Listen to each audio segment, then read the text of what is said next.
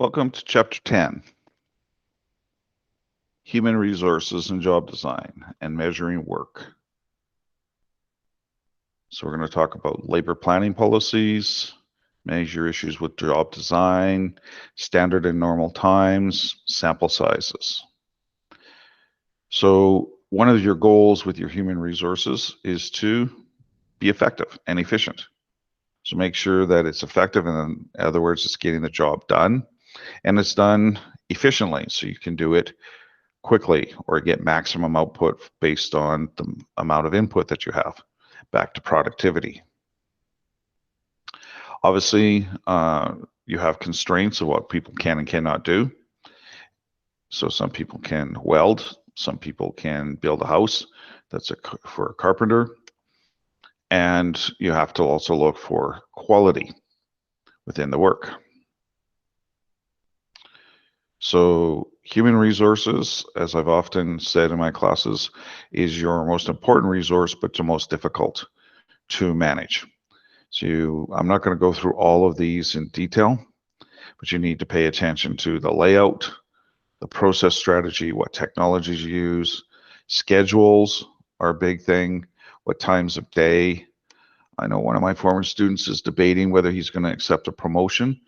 And the reason why he's debating the promotion is currently he works from 8 in the morning till 5. And this promotion would require him to work what would be really the afternoon shift from about 5 in the afternoon to 2 or 3 in the morning. And so that has an effect on him and his partner, that he won't, in this case, see her in the evenings because she's at home during the day working in the pandemic world, or even when she goes back to work. So it affects their lives, what time of the day you work. And you people who've worked shift work, which approximately 1/3 of the population now, and that's a growing number, work shift work. So weekends, evenings, things along that line. A couple of policies you can have. This is called a chase strategy. Follow the demand exactly. So you try and match the labor cost to the production. So you have hiring and layoff. This is dealt with more in depth in another chapter. When you have the capacity planning, when you have increases and decreases to your labor force, it can be very efficient, but it's also can be very difficult on the employees, where for 2 weeks they work full time, then they have a week off, then they work 3 weeks full time, then they have 2 weeks off. Most people want to work full time, or they want to work part time. Very difficult to find somebody who wants to work in between. And when I say part time, I mean the consistent amount of hours per week. Just think about you and your jobs. You want to kind of know, okay, I work 20 hours a week normally, or 24, or whatever the case may be, and I'm going to have a certain level of income. Level production, hold employment constant. So you maintain your workforce, and sometimes you overproduce, and sometimes you underproduce. So you have to have inventory to manage the fluctuations in demand. Schedules, the standard 5-day work week, which is not as common as it used to be. Allow employees flex time. I'm very fortunate at the places that I work that my bosses have flex time. They said, get the work done. You have to be in class at these times. But aside from that, if you want to be working at 2 or 3 o'clock in the morning, then, and getting marking done, or preparing, or recording these videos, it's about 7 a.m. right now when I'm recording this. So I can do that, or it could be 7 in the evening. Flexible work week, fewer but longer days, say 4 10-hour shifts. That person that I mentioned, I believe that's what they're looking at, Monday through Thursday, 10-hour shifts rather than 5 days a week. So they get 3 days a week off, but they're pretty exhausted by the end of their 4 days on. And then you people are well aware of what part-time work looks like. Job design, specialization, which means you're really good at one thing. Job expansion, which is the opposite, which means you give people a variety of things to do. You have to pay attention to, are people enjoying the work? I would imagine there's parts of your jobs that you just really don't like. And there's other jobs, parts of it that you do like. Self-directed teams, where the team kind of decides what the priorities are. The manager or team leader just gives some guidance for that. And then also motivation and incentive systems, are they team-based or are they individual? So job expansion, add more variety to the jobs. Give the job more authority, perhaps. Rotate people to a degree. Do you rotate from one workstation to another, especially if it's a very tedious job? One of the tours on a company called Stand-ins that we often go to, the jobs are very routine, very boring. And so they rotate. And I had thought that, like maybe every week. No, every few hours they'll rotate. So somebody will do the same thing, say for the first 4 hours of their shift. Very routine, very boring, the same thing, lifting up a spring, turning it, punching a hole in the spring, moving it. Do that over and over and over again. So sometimes those people only do those jobs for like 2 hours, just because it's just so tedious. Employee empowerment. Now you have to be careful with that, because some employees don't want to be empowered. They'll say, I'm going to work. I just want to do my job. I don't want any authority. I don't want any responsibility that way. And you need to teach me how to be empowered, which means gives them authority to make decisions. You have to be careful. I've worked in companies that say, oh, you were empowered as long as you make the customer happy. Oh, true to a degree. But if you ever do something and the manager doesn't like what you decided, you were in hot water. And so after a while, employees just called managers. If you had an irate customer right in front of you, just call in a manager, because the consequences later are worse if you make a decision that isn't what the manager agrees with. So here's a little diagram on job enrichment and job enlargement. One is vertical and one is horizontal. So paying attention to the psychological aspect of the job. So is the person enjoying the work? I would say that most jobs certainly have a tedious part of the job, whether it be, washing something, cleaning tables, whatever the case may be. So you have to pay attention to that. Then there's fun parts of the job, hopefully.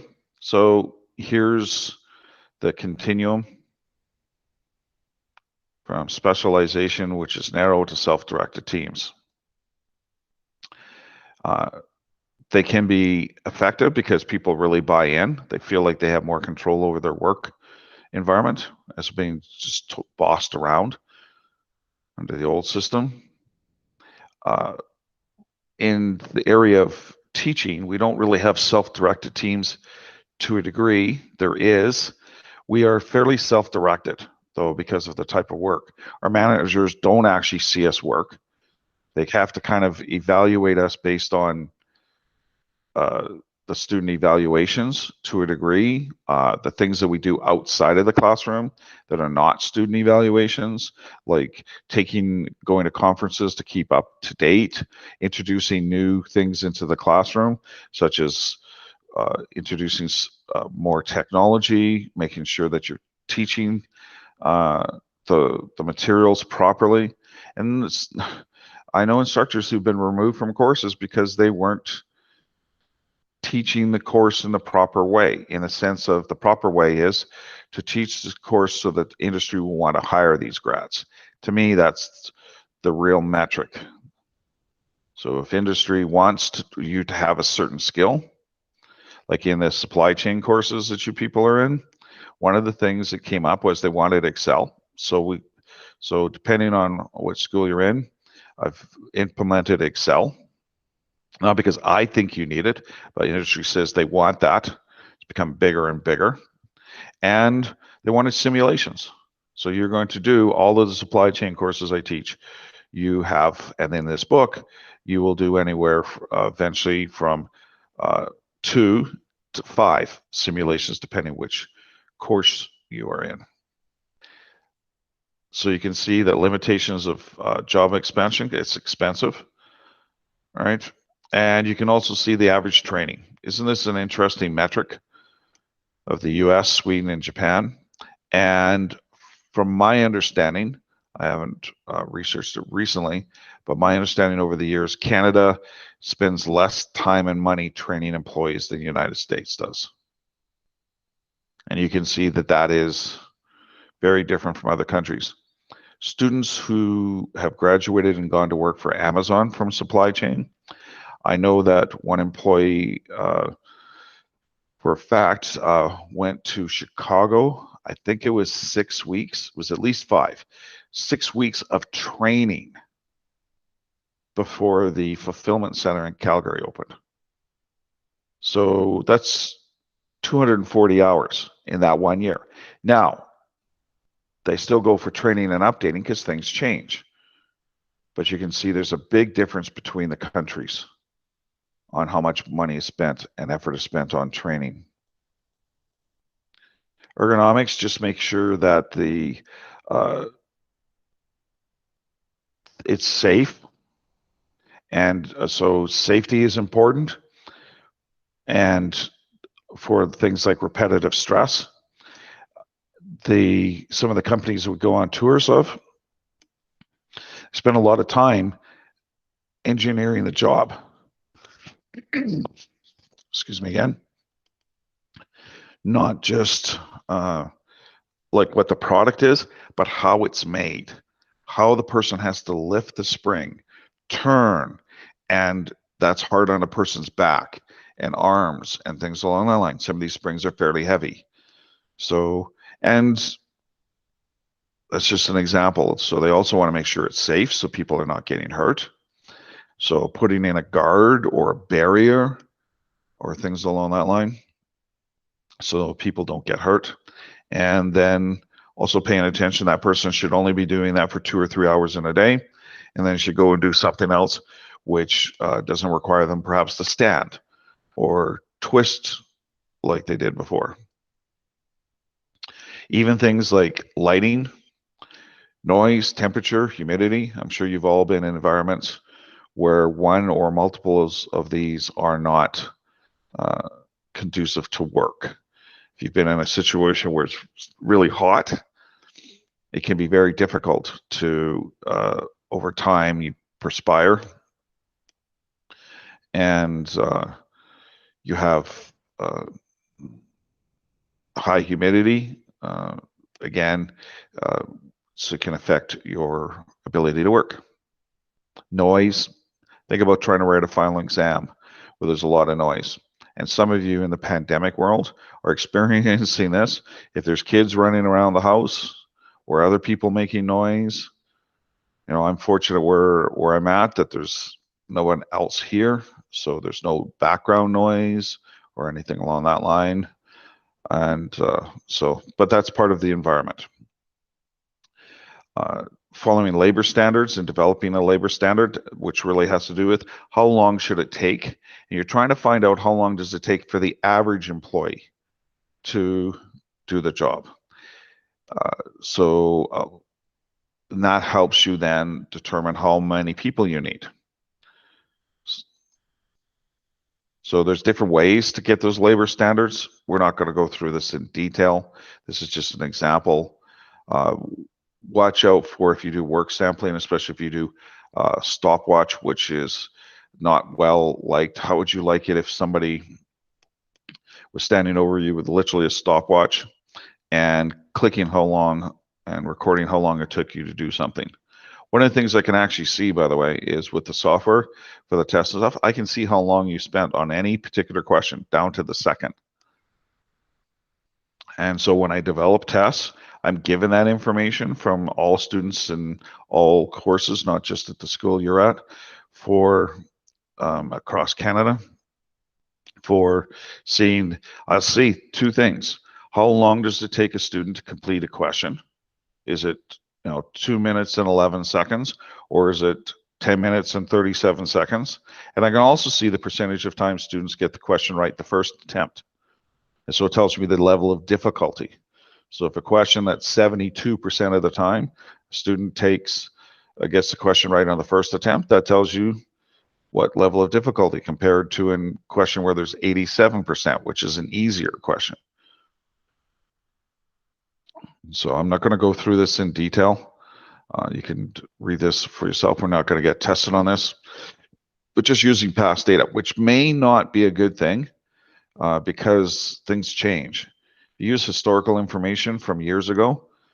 I'll tell you an example. With doing things online, things like when it's done like this course, things like marking are not, marking takes a lot less time.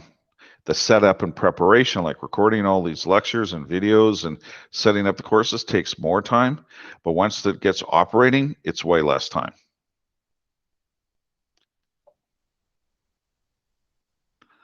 All right, so this is just more detail on time studies. Now, this is important. You need to find the average time. Remember, you're trying to find the average of how long does it take the average employee to do something. If you base it on your fastest employees, other people won't be able to keep up. If you base it on your slowest employees, you have a lot of wasted time. And we're going to go through calculations on this. You're going to take the normal time, you're going to multiply it by the performance rating. So if the person is faster than normal, like so let's say they're 5% faster, you multiply it by 105%. If they're slower, you would multiply it and give people more time. Then you have the standard time is the normal time divided by 1 minus the allowance factor. The allowance factor is, and we're going to see, I believe, on the next screen,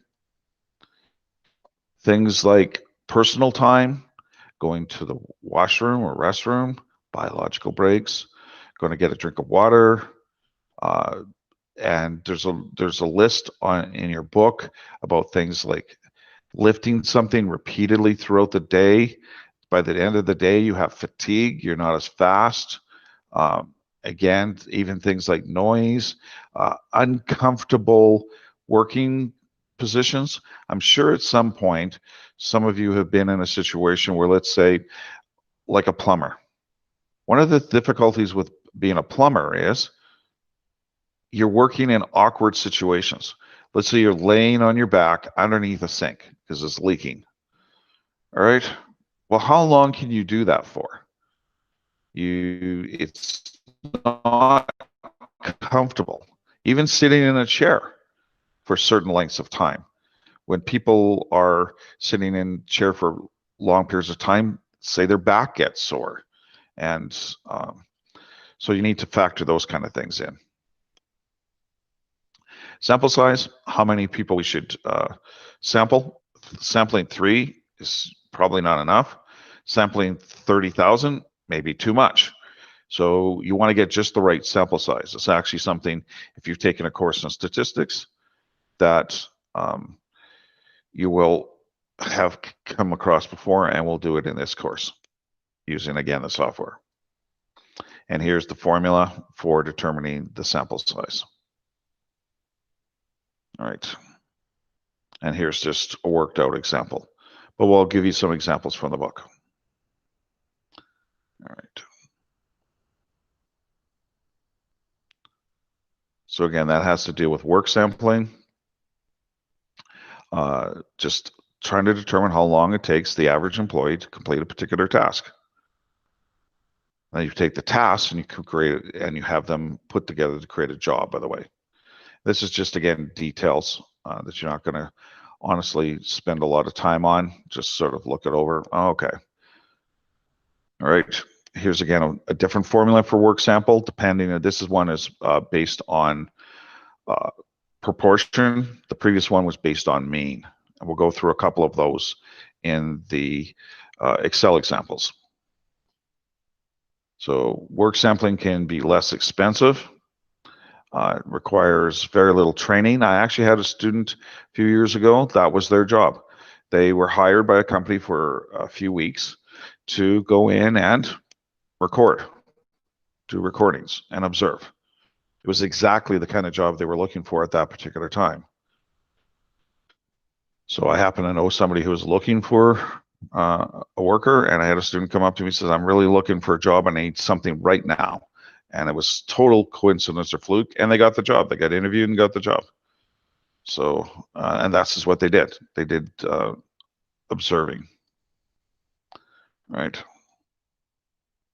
So again, here's examples of how people spend their times. And you, in your own lives, may want to do and say, why am I having such a hard time getting things done?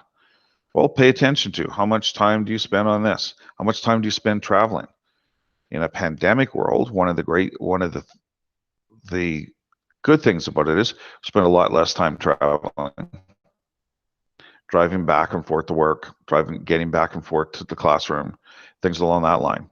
Students are now able to get up 5 or 10 minutes before the class starts, or in some cases they don't, just listen to the recording afterwards, and so you can be very productive. I'm finding that I'm only having to spend about half the time doing the live lectures because all the other stuff is pre-done. The examples are pre-done, the lectures are pre-done, so I'm only having to spend about half the length of time actually going through live lectures, in some cases even less. And then it's all recorded and you can listen to it at your leisure. You want to make sure, of course, that you're ethical, that there's fairness, and if you look at certain jobs, you have to be concerned about like the ethics of it, say doctor-client relationship, lawyers. There's certain things that you can't really observe. You can't be standing in the corner recording how long it takes a doctor to do somebody's physical.